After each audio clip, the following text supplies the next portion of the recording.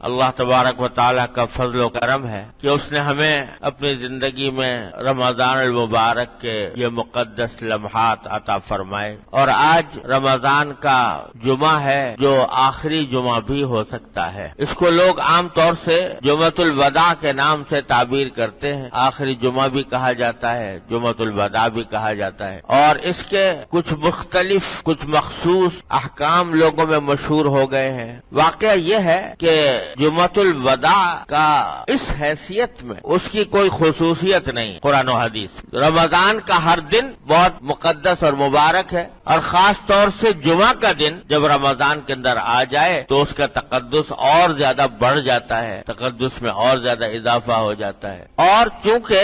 آخری جمعہ میں کے بعد پھر کوئی اور جمعہ رمضان کے اندر آنا نہیں ہوتا، اس واسطے اس کی اہمیت کسی درجہ اور بڑھ جاتی ہے کہ پھر یہ جمعہ رمضان میں شاید نہ ملے۔ لیکن اس کو کوئی تہوار سمجھنا یا اس کے کوئی خاص احکام قرار دینا کہ وہ جمعۃ الوداع کے اندر خصوصی طور پر فلاں نماز پڑھی جائے گی، فلاں عبادت انجام دی جائے گی، ایسا کچھ قرآن و حدیث میں سے ثابت نہیں۔ ہاں، رمضان کا ہر دن قیمتی ہے، ہر لمحہ قیمتی ہے، اور خاص طور سے جمعہ اور زیادہ قیمتی ہے، آخری جمعہ اور زیادہ قیمتی ہے کہ اس کے بعد پھر شاید نہ آئے، لیکن اس کے کوئی الگ سے احکام قرار دینا، اس کو تہوار سمجھنا، یہ اس کی کوئی اصل قرآن و حدیث میں موجود نہیں۔ ہاں، البتہ یہ ایک حقیقت ہے کہ جب آخری جمعہ آتا ہے تو اس وقت میں آدمی کو دو قسم کے کام کرنے چاہیے جب رمضان رخصت ہونے والا ہو۔ ایک تو اللہ تبارک و تعالیٰ کا شکر ادا کرے کہ اس نے اپنے فضل و کرم سے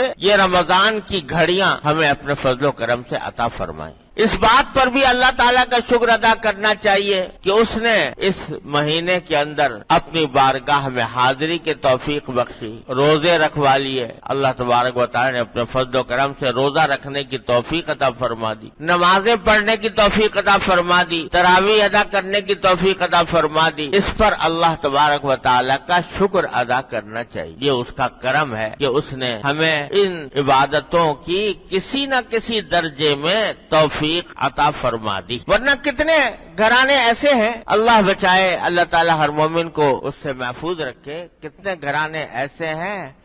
جن میں پتہ بھی نہیں چلتا کہ کب رمضان آیا تھا اور کب نکل گیا، کب چلا گیا۔ نہ روزے کا اہتمام، نہ نمازوں کا اہتمام، عام مہینوں کی طرح یہ مہینہ بھی گزار لیتا۔ اللہ تعالیٰ کا فضل و کرم ہے، اس کا شکر ہے کہ اللہ تعالیٰ نے ان میں ہمیں داخل نہیں فرمایا اور روزہ رکھنے کی توفیق عطا فرمائی، نماز پڑھنے کی توفیق عطا فرمائی، تراویح کی توفیق عطا فرمائی۔ یہ سب اللہ تعالیٰ کا فضل و کرم ہے، اور اس سے یہ امید رکھنی چاہیے کہ انشاءاللہ یہ اس کی اپنی بارگاہ میں وہ قبول فرمائیں گے، اور ہماری کوتاہیوں کے باوجود، ہماری ناقدریوں کے باوجود اللہ تبارک و تعالیٰ اپنے فضل کا معاملہ فرما۔ اللہ تعالیٰ کی رحمت سے یہی امید ہر مومن کو رکھنی چاہیے۔ ایک تو کام کرنے کا یہ ہے شکر اللہ تعالیٰ، دوسرا استغفار اور توبہ۔ کیا کہ توفیق اللہ تعالیٰ نے تو عطا فرمائی، لیکن ہم نے جس طرح عبادتیں انجام دیں ان میں نہ جانے کتنی کوتاہیاں، کتنی غلطیاں، کتنی خامیاں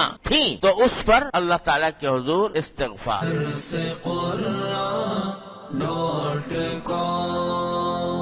www.darsequran.com